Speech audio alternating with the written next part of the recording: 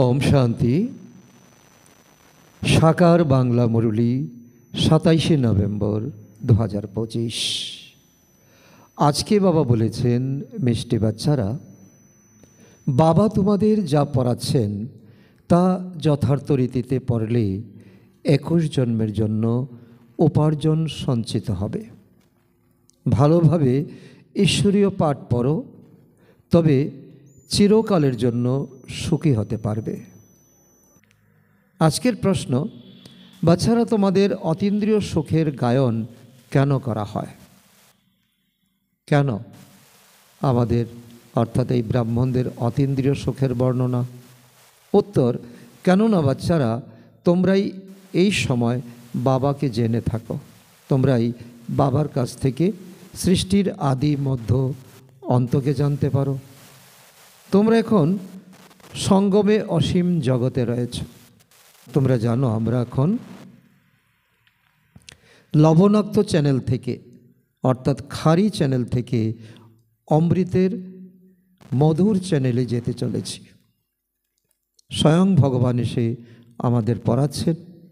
এমন খুশি ব্রাহ্মণদের এই অনুভব হয়, সেজন্য তোমাদের অতীন্দ্রিয় সুখের গায়ন আছে।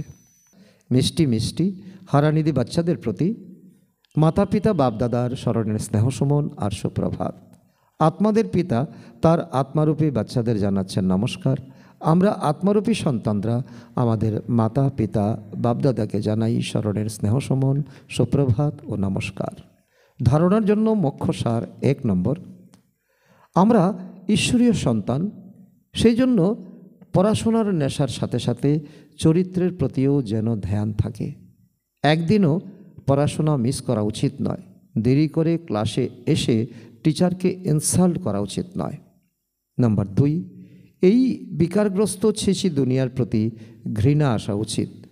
বাবার স্মরণে থেকে নিজের আত্মাকে পবিত্র শতপ্রদান করার পুরুষার্থ করতে হবে। সবসময় খুশি আর উৎফুল্ল থাকতে হবে। বরদান, হোপলেস পরিস্থিতিতেও হোপের জন্ম দেওয়া সত্যিকারের পরোপকারী সন্তুষ্ট মনি ভব। তার অর্থ হল, ত্রিকালদর্শী হয়ে প্রত্যেক আত্মার দুর্বলতাগুলিকে যাচাই করে তার দুর্বলতাগুলিকে নিজের মধ্যে ধারণ করা বা বর্ণন করার পরিবর্তে দুর্বলতারূপী কাঁটাগুলিকে কল্যাণকারী স্বরূপের দ্বারা সমাপ্ত করে দেওয়া, কাঁটাগুলিকে ফুল বানিয়ে দেওয়া, নিজেও সন্তুষ্টমণি সমান সন্তুষ্ট থাকা আর অন্যকেও সন্তুষ্ট করা।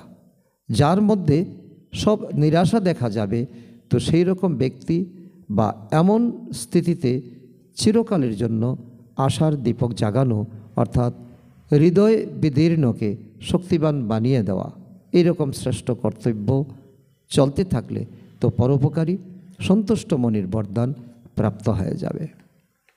আজকের স্লোগান, পরীক্ষার সময় প্রতিজ্ঞা স্মরণে এলে তখন প্রত্যক্ষতা হবে।